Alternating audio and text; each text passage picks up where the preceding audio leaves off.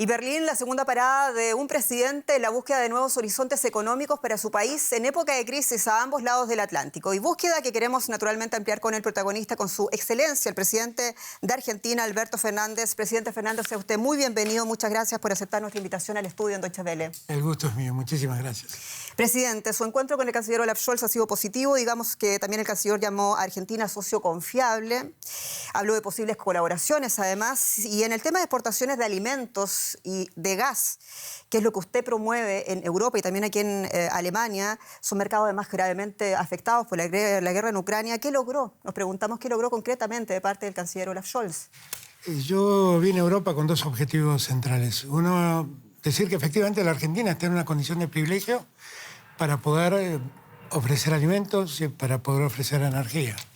Y para interesar a Europa a que nos ayude a explotar de mejor modo lo que es la segunda reserva de gas no convencional del mundo y que nos permitiría enviar gas licuado a la Europa que lo necesita. Amén de la producción de alimentos, que eso es algo que crece en Argentina y que nos va bien, somos un país agrícola por excelencia. Pero también le planteé mi preocupación por la guerra, porque la guerra está afectando a los países de nuestro continente de modo muy severo. Y por eso usted también propone vender más granos, también el gasoducto, gas no convencional, pero nos preguntamos cómo lo va a realizar, cómo lo va a lograr, porque hay una sequía en Argentina que ha castigado, por ejemplo, al maíz ampliamente, y también ese gasoducto del que usted habla es un proyecto que necesita tiempo y necesita también inversiones, como usted mismo dice. El gasoducto para hacer gas licuado tiene varios emprendimientos privados que están necesitando financiamiento. Y yo creo que vamos a poder tener en el término de los próximos 3 años, 4 plantas como para empezar a exportar al mundo gas licuado. El tema de la producción agrícola, la verdad que nos va muy bien, tenemos récord de producción. Hemos tenido problemas de sequía. La sequía ha afectado a algunos cultivos como el maíz, pero no ha afectado ni a la soja ni al trigo, que es nuestra mayor producción y nuestra mayor cantidad de ventas. Y con este trato directo que usted pretende con la Unión Europea y con Alemania, ¿no podría hacerse un bypass, como temen algunos, al tema de Mercosur?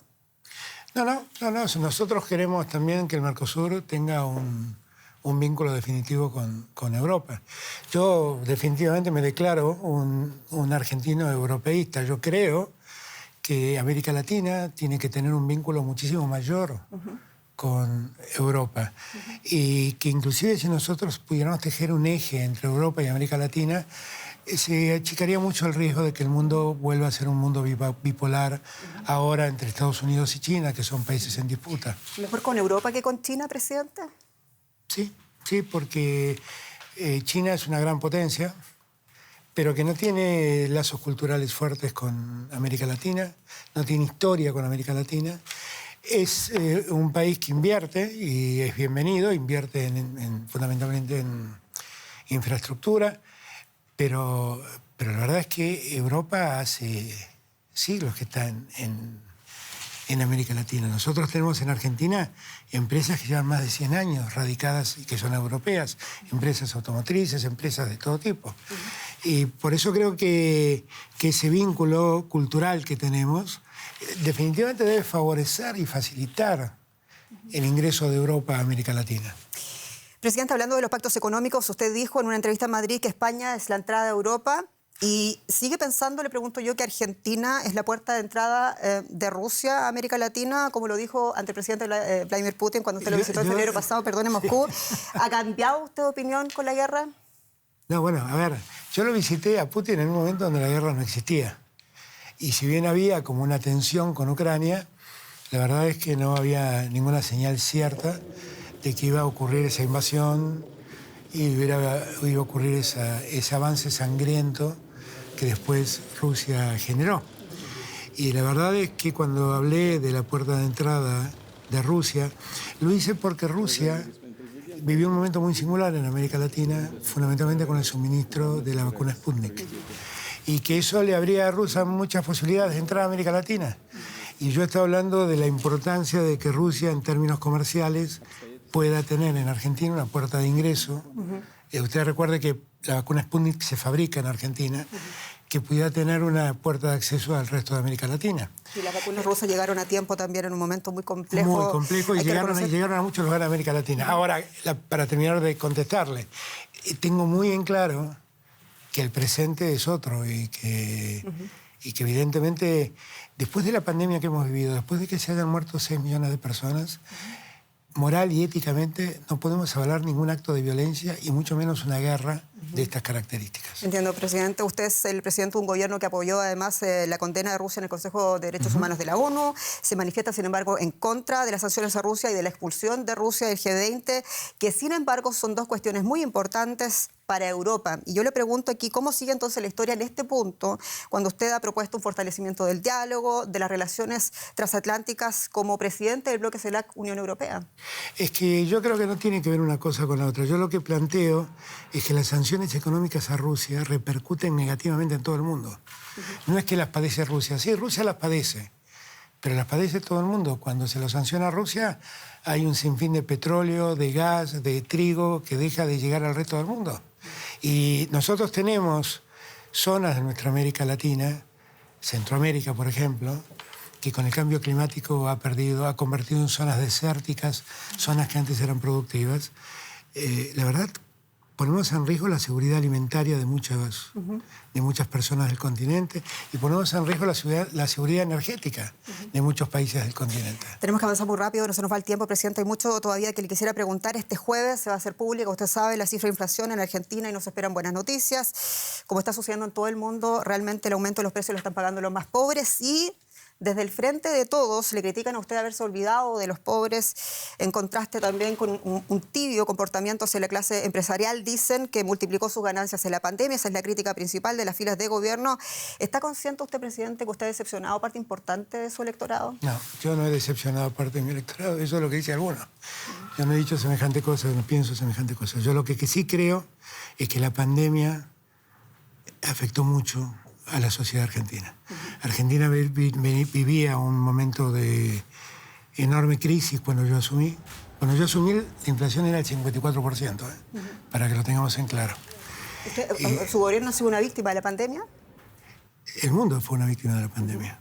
La pandemia ha sido algo muy gravoso para el mundo, porque era algo desconocido en el mundo y que el mundo no sabía cómo afrontarlo. Y yo lo que siento es que eso afectó a muchos seres humanos que claramente han visto algunos perder sus negocios, algunos perder su trabajo, perder sus seres queridos y no poder ni siquiera despedirse de ellos. Pero, presidente, usted dice que no reconoce esa decepción, sin embargo, si creemos... No estoy diciendo que la reconozco.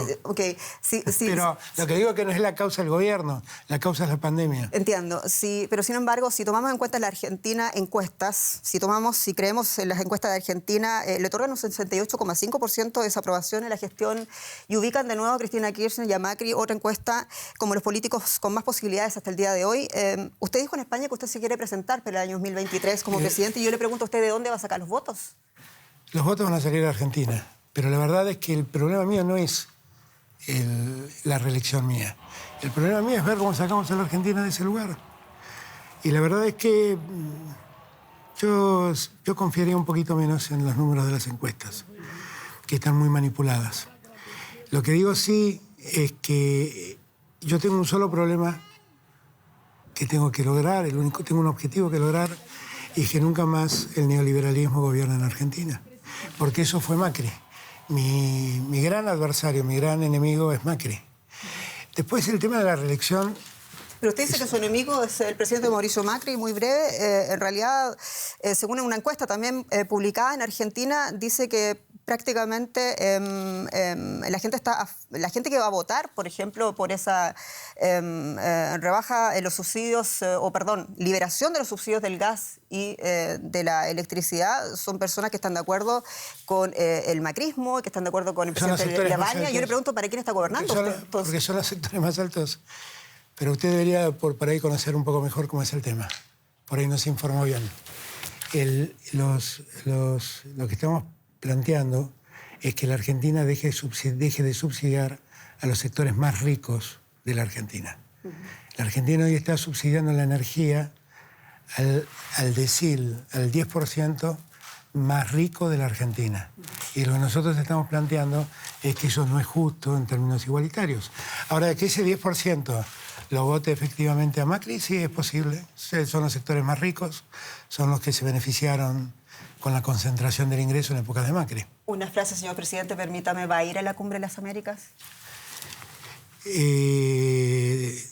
Tengo pensado ir a la Cumbre de las Américas, pero yo le pido a los organizadores lo mismo que le pide López Obrador, que invite a todos los países de América Latina.